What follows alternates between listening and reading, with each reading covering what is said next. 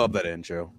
Hello and welcome in. So good. This special edition of the Golf Channel podcast with Rex and Lav. And folks, order, as I predicted, has been restored to this Players' Championship. Scottie Scheffler, just one bogey during what was a third round 65 to take a 2-shot lead at TPC Sawgrass over Minwoo Lee, 4-shot lead over Cam Davis. Folks like Tommy Fleetwood, Aaron Rai, Chad Ramey, Christian Bezadenhout, all in the mix, but they're going to need a very low round on Sunday to chase down the world number 2, looking to get back to world number 1. And Rex, boy, Scottie Scheffler, this would be his 6th title in the past 13 months, and all of them have either been a major or a tournament that has now been bestowed with this designated status on the PGA Tour. This guy has definitely supplanted Brooks Koepka as the game's preeminent big game hunter. There's no doubt about it.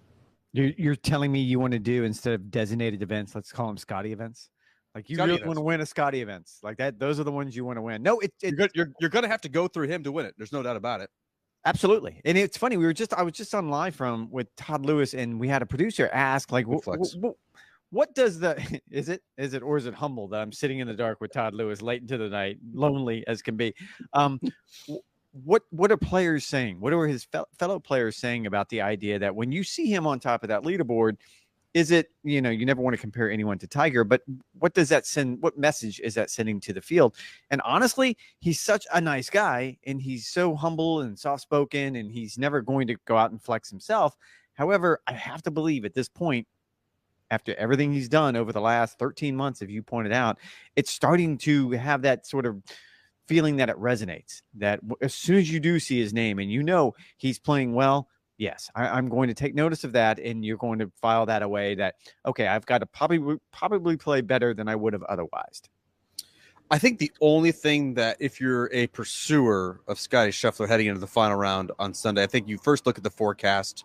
I don't have Burko on this, but I believe winds are supposed to forecast between 15 and 25 miles an hour on Sunday afternoon. That could get a little bit dicey on a golf course, Rex, as you and I know. Like, there is trouble lurking everywhere. There is a 2-shot penalty on almost every single hole. So I think that would certainly give some of the pursuers some hope. Maybe you get in a round and post early and wait for some calamity, which we all know can happen around this golf course. And secondly, Scottie Scheffler's record with a 54-hole lead is not great. I'm not sure anyone's record with a 54-hole lead is great in this post-Tiger era, but he is 2 for 6. I think most recently the Tour Championship, folks are going to remember last August, 6-shot lead, squandered that one away to Rory McIlroy. You have some thoughts, Rex, about the chasing pack and how this isn't necessarily Rory McIlroy breathing down his neck. I had a line when Todd Lewis, again, humble brag, asked me that on live from tonight, because he brought up the same thing. He's 2 for 6, the last time being East Lake. And my line was, Rory McIlroy is not walking through that door, that he's not even around for the weekend here at the Players Championship. And that's so disrespectful to all the players that you mentioned. Minwoo Lee, a top 50 player in the world, trying to lock up his Masters invite. If not, absolutely, win $4.5 million and a 5-year tour exemption. And let's go down the list, and we can sit here and talk about all the great players who are behind him. However, combined, the next 6 players don't have as many tour victories as Scottie does, and they certainly don't have any major championships among them. I just think in this particular case, and you're right, what happened at East Lake is probably in the back of his mind. I don't know how you ignore that going into tomorrow, simply because we kind of had written it off at the Tour Championship that, this is his to win. He's definitely going to get it done. And yet he doesn't. So that's always going to be back there. But man, he's hitting the ball so well. You and I both had the opportunity to talk to his swing coach, Randy Smith, after the round. And keep in mind, this is right after the round. So Scottie is still signing his scorecard. He hadn't even had a chance to talk with Scottie, and he knew he was going to the range because of all the numbers Scottie posted today. 65, 2-stroke lead, seventh in strokes gained off the tee. There was only 3 numbers that really mattered. He hit 3 tee shots that went left, and that's 3 too many for Scottie. Randy said, we're going to the range. I know we're going to the range, and it's because Ted Scott was literally already there. He was already waiting with the bag in the bag of balls. They knew. And again, I think you wrote a really good story tonight. Well, I'm assuming. I'm not going to do that. You wrote a story tonight on golfchannel.com. Maybe it's good. Maybe if I wrote it, it was probably good, right? I don't know about that. That's another humble back. But the one thing, and you probably used this quote that Randy said, was he does not accept mediocrity. And he's so soft. That was my kicker. Yes. And it's such a good quote because he's so soft-spoken, and he's never going to go out and flex, and he's never going to sit and talk about how great he is. But what he's going to do is he's going to show you, because of all the things I just said, 65, two-stroke lead, all of the other things, that the only thing that really matters is you saw him march to the range because he hit 3 shots. Exactly 3 of those 65 shots didn't do exactly what he wanted to do. That, to me, is sort of the defining element of a champion. And only one of those shots, Rex, on the 5th hole, when he hit his tee shot, kicked in the water, led to a drop shot. And he actually did well to make bogey on that hole. Otherwise, it was a near flawless round from a ball striking perspective. He is absolutely lapping the field in strokes gained tee to green this week. He might be the rare players champion who actually wins the golf tournament while losing strokes to the field on the greens. This has just been a ball striking clinic from start to finish. Do you think that's like concerning that he went to the range? Like, my mind immediately went back, Rex, to the Masters, right? Like, Scottie Scheffler had a big lead after 54 holes, and there they were under the lights at the tournament practice area at Augusta National. I remember Paul McGinley on Live From saying, like, he didn't like the fact that they were working through things. To me, it's almost like Scottie Scheffler goes to the range to debrief, to decompress, to kind of flush the system. His swing is clearly grooved. Now, he may have a minor issue that they needed to work out with the left misses. Is what Randy told us. Brilliant. Yeah. How's he swinging it? Brilliant was the word he used. But it's almost like a light gym session at the end of the day. Like, he goes cycling for 30 minutes to just kind of cleanse the system and end the day on a good note. To me, it didn't at all signal any sort of worry or potential trepidation for the final round. Do you kind of have the same vibe? Absolutely. And I think this is the danger that we always get in, that the fact that he went to the range and tried to do this. I think you're absolutely right. If you probably look more times than not, he goes to the range after a round, good round, bad round, in contention, not in contention. You're right. This is probably just how he relaxes. This is his Zen moment before he goes to the hotel and goes to sleep for the night. I read nothing else into it other than 3 bad shots. 65, 3 of them didn't do exactly what he wanted them to do. How about the chasing pack, Rex? You had Min Woo Lee, 24-year-old. His lone win on the DP World Tour came just a couple years ago at the Scottish Open, won in a playoff against Matt Fitzpatrick and I believe Thomas Dietrich. Very good player, top 50 player in the world, as I mentioned, trying to lock up a Masters berth with a high finish here. So he clearly has some other things on his mind. I guess when you're looking ahead to the final round, I don't love the fact that his iron play has not been strong. You think about what skill set you need to have on this golf course. And as we've seen over the past 50 some odd years, you can do it myriad different ways, right? Like, you can do it hitting every fairway like Fred Funk. You can do it missing every fairway like Cam Smith. But to me, if you're going to excel in one area, it's iron play. And through 3 rounds, at least, Min Woo Lee has not performed well with his irons. And to me, that scares me, because when the winds pick up in the final round, as they are forecasted to do, as I mentioned, you better be hitting that thing on the absolute screws. And the fact that Min Woo Lee right now is not gives me a little bit of pause, even though he did shoot 66 on Saturday to get squarely in the mix here. 2 shots back. Burko is going to get so mad at you. That's 2 weather reps. We have to bring him in. We have to bring him in the next time we are doing this at the Masters. That's too many. You know that's his deal. Like, we don't touch that. All right, I'm going to peel back. It was literally the like most perfect weather day possible today. 68 degrees, perfectly sunny, light and variable winds, and he was still. It certainly piqued his interest. No, that's not what you did. You actually sent a text message to all of our group, to everyone. What you got there?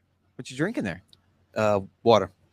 Okay, very good. We sent a text message to all of our group as soon as you saw that he was doing the weather in his first hit, and you could not have been more excited. Like, it's so peeling back the curtain. We make fun of Burko because what he likes to do is the weather. He doesn't like to do anything else. He really wants to work for the Weather Channel. He's wasting his skills working for the Golf Channel. Let's just be honest.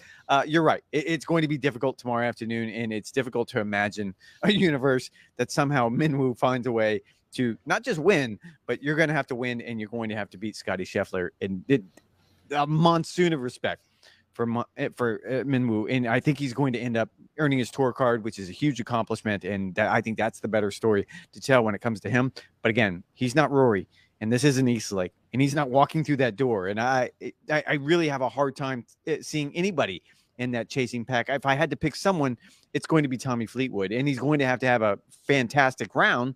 And we can sit and talk about Fleetwood's last 12 months, and he hasn't played his best golf, and is he comfortable enough on this particular golf course?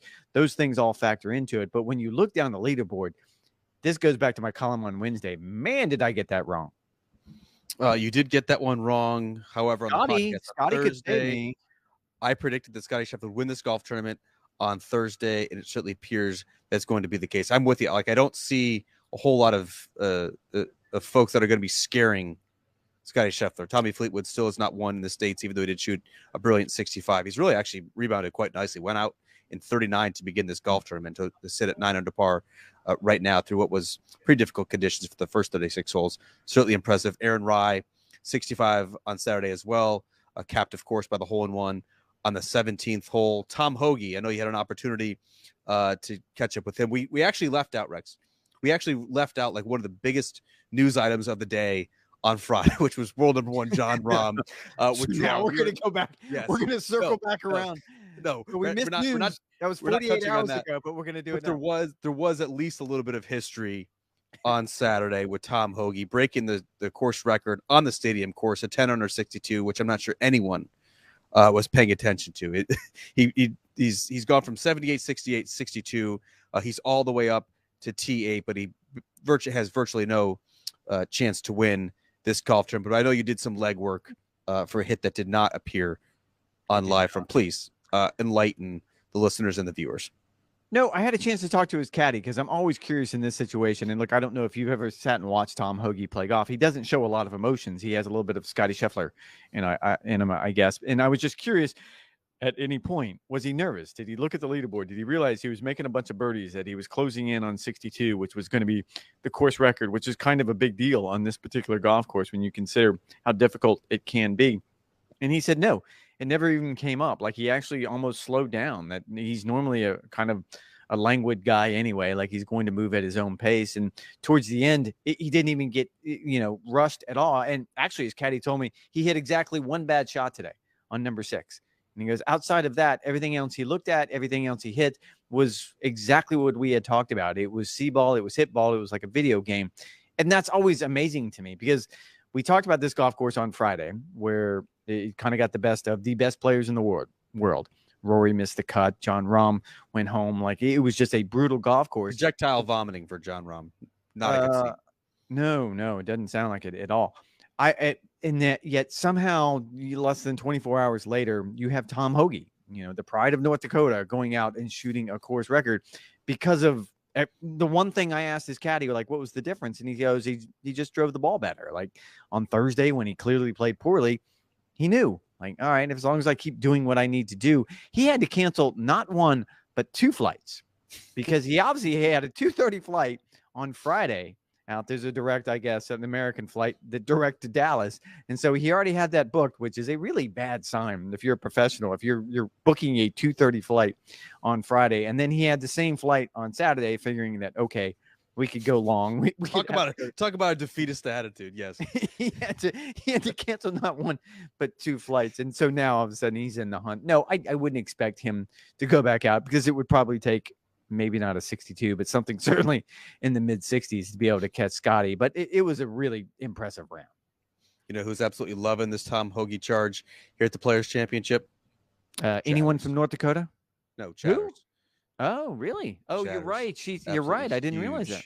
Tom Hoge fan. Rex, there's always tournaments within the tournaments, right? Like, there's little storylines.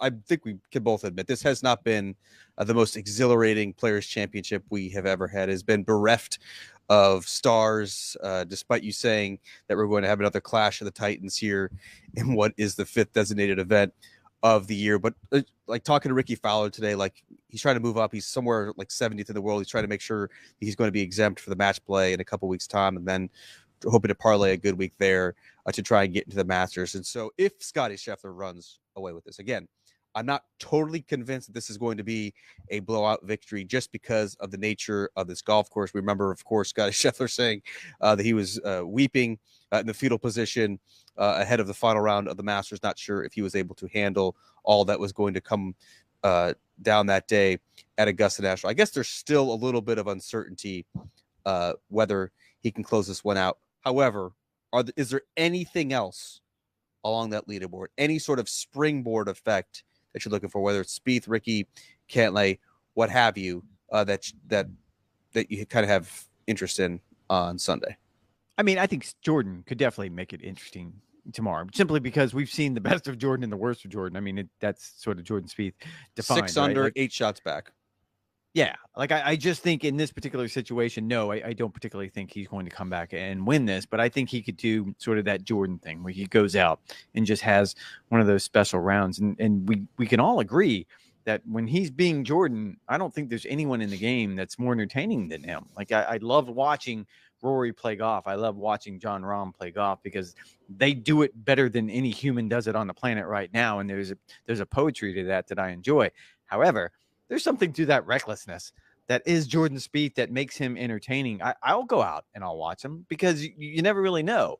I don't think he's going to be able to win this, but I mean, you have to go out and you can at least watch. And the fact that he made the cut, the way he made the cut with, and here's the deal. And I think I got fooled by the internet on this, or maybe someone I was walking with, but someone said that the person he hit on the 9th hole yesterday was a Marine.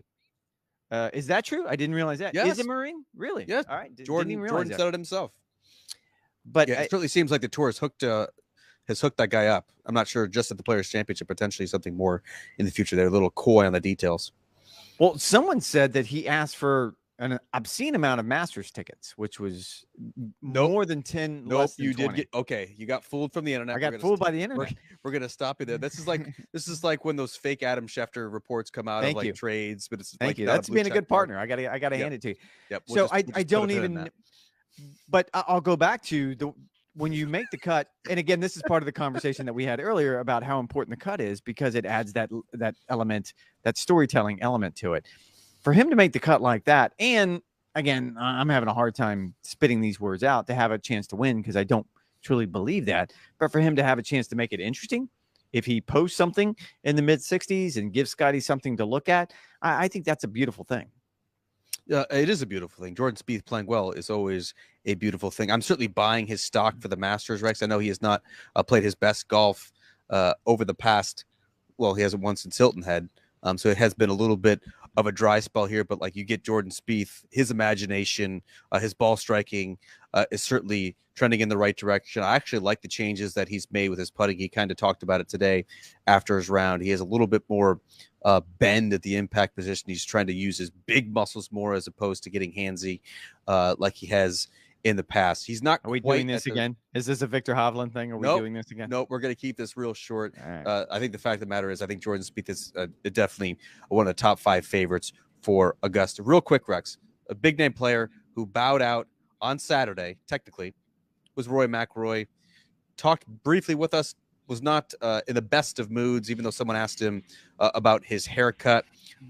What's your level of alarm or concern as it pertains to Rory McIlroy 1 to 10? 1. I mean, it's simply. Oh wow, 1. There. Yeah, it's just simply not there. I'm not talking big picture. I'm talking with the Masters. Would now 1 tournament start for him away? At less than 1 because less than Masters. Because as he pointed out, that I could hear you scream through the door. We're not that far away, and I think people on the 18th green could hear you scream. It's simply because, as he pointed out today, what he did driving wise this week was not the concern. He talked about his driving. Everyone wanted to ask about his driving. The bigger concern is his putting because he didn't putt well. I think that's the bigger concern. I think he started with a double bogey, which is the way he started his week, and he decided, okay, I'm hitting this driver that he's clearly not comfortable with. Like we've talked about that. Like there's a driver in his bag right now that's not working the way he wants it to work. So he even mentioned it today. Like there's tons of holes over the last 36 that I should have hit 3-wood or 5-wood, or even maybe an iron, but he wanted to push it. He decided this was as good a place as any. And if you're going to hit it well, that's fine. No, I have no issue whatsoever with his driver. His putting concerns me a little bit because I think last I looked, he was 141st in strokes gained putting in this field, which is 144. So that to me would be the bigger issue. But this golf course is we've talked about it. You've had Fred Funkle win here. You've had Phil Mickelson win here. You've had Rory win here. Like there is no rhyme or reason to this particular golf course, and you can get sideways, even a little bit sideways, and end up going home very, very quickly. So no, the more interesting thing I thought he said this afternoon was he was asked what you and I have talked about, I think, the last few nights, about the idea being that there's so many things going on off the golf course that you've become the spokesperson essentially for the PGA Tour, and you're sitting through 7-hour policy board meetings last week at Bay Hill. It's got to take a toll on your game. And he admitted as much, that yes, I need to get this behind me. I need to become a golfer again. I need to focus on the golf. Which was a little bit weird, I thought, like for that narrative to pop up here. Like, he does not have a particularly great record at TPC Sawgrass. Yes, he did win in 2019, but he also has 6 missed cuts now and 13 career starts. Like, had he made that 10-footer on the 72nd hole at Bay Hill, you could have been looking at a player who on March 11th is sitting here with 2 wins on the year, right? Like Dubai, a Rolex Series event on the DP World Tour, and then Bay Hill, a designated event on the PGA Tour. I think the narrative is totally different. We're not talking about board meetings and conference calls and kind of all of the other responsibilities and burdens that he's taken upon himself over the past 6 to 8 months. It felt like a little bit like an excuse. He said it was kind of fair that narrative and that storyline was out there. You may be less than one for your concern factor. I mean, if Rory McIlroy wants to win one major championship this year, it is definitely the Masters. And I think it's indisputable that he is not playing his best golf now less than a month before the year's first major. He has a lot of betting in to do, as he likes to say. Indisputable? It is indisputable he is not playing his best golf right now. No, the golf he is playing right now. He played really, really good golf just last week at Bay Hill, a very difficult golf course. On this particular golf course that I would point out, he has a spotty record. Different test. Here anyway. Different test that what he's going to face. Wildly different test. test. National. Exactly. And he has a spotty record here. He's in the last three starts. You can't possibly say Rory is playing better, right? He's gone miscut as he was last August. You can't say that.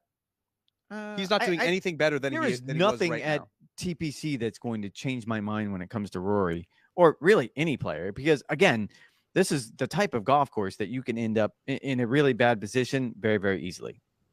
I don't disagree with that, but he is doing nothing better right now than he was last August. Nothing. He's not driving it as well. He's not hitting it as close, and he's not putting and chipping as well. It looks like you're on location in a cave right now. And it looks like you are in the wine cellar. Bar. It's lovely. In Napa. Rex, who's the winner on Sunday at the Players' Championship, and by how many?